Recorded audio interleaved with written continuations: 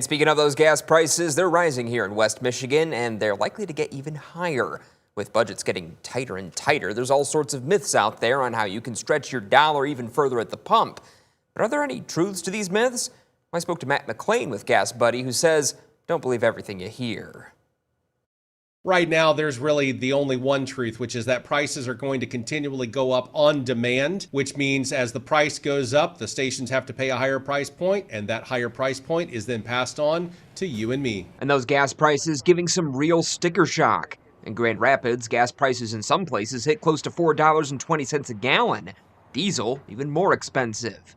There's some common myths out there on how you can save money at the pump by improving your gas mileage, either by driving with your windows up, filling up only half of your gas tank, or even taking only right-hand turns on your route to avoid any downtime waiting for traffic.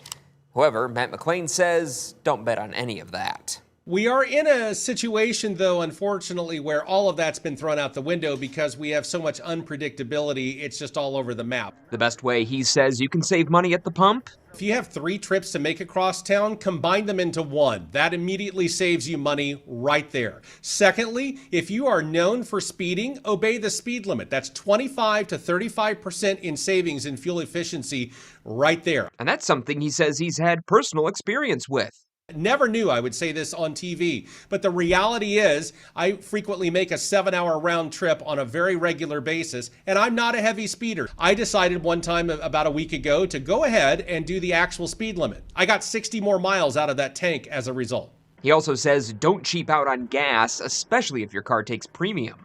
That can do many thousands of dollars in damage to the actual engine. It was designed for a specific octane. The McLean warns the rising prices of gas, especially diesel, means the costs of everyday goods will go right up with them.